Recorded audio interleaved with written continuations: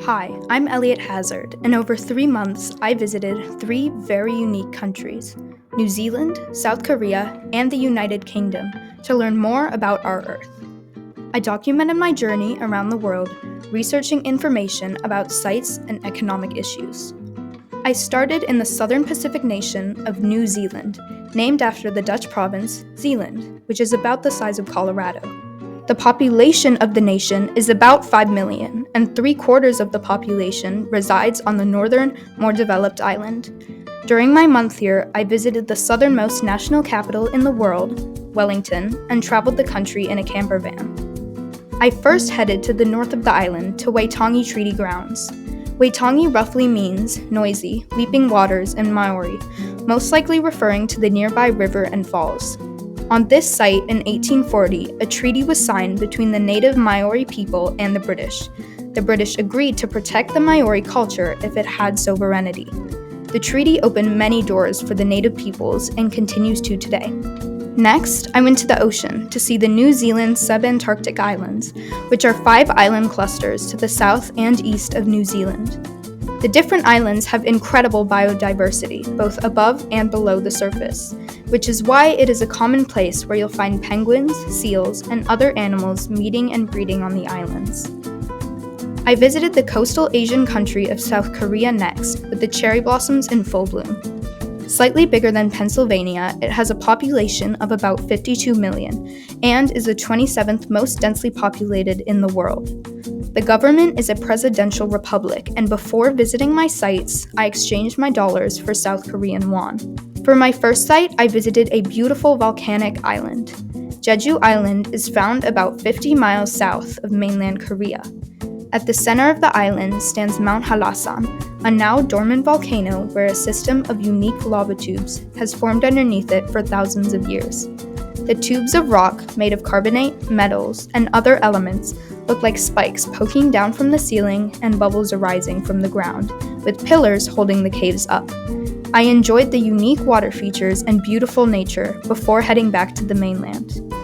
My next stop is one of the many Buddhist temples in South Korea. Haedongyeonggangsa, or the Korean Dragon Palace Temple, was founded sometime in the late 1300s by a royal worker and one of the creators of Buddhism. The cliffside temple was initially named Bonum, after the Buddhist goddess of mercy, but changed to Haedongyeonggangsa after a new head monk saw a vision of the goddess riding a dragon. The pagodas and the sanctuary are the most prominent parts of the temple, while the grounds also feature the Yakuseyori healing Buddha statue, said to cure disease, and a statue of the Buddhist goddess of mercy. The amazing city life and phenomenal cuisine had my heart, but it was time for my final country.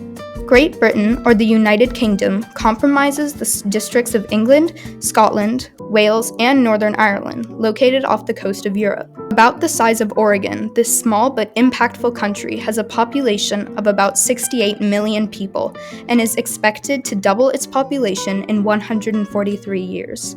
The currency is the pound sterling, and the GDP is 47,600, which may be a factor in the high life expectancy of 80 years for men and 84 for women. Great Britain is a parliamentary monarchy, meaning there is a head of state, the monarch of the Commonwealth, and a parliament. The White Cliffs of Dover are a unique phenomenon to the English Channel, made of finely grained white limestone. The cliffs line the coast of England on the Strait of Dover, which is the narrowest part of the sea between England and France.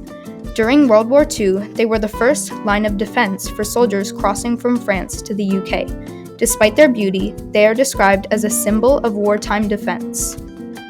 Canterbury Cathedral was founded in 597 and completely rebuilt at the end of the 11th century.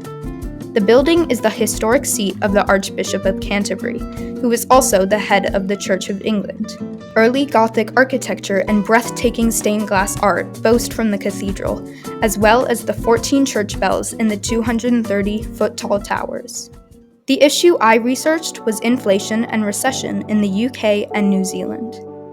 The UK has had off-and-on recession conditions since COVID-19 first impacted the country in the first half of 2020.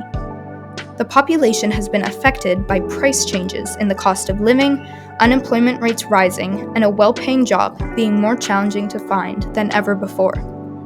The Bank of England has been struggling to keep up with the recent crisis by cutting interest rates and making loaning money cheaper, but even this is not enough. I think the UK government should continue to remove money from the economy to slow excess spending and research new ways to reduce inflation.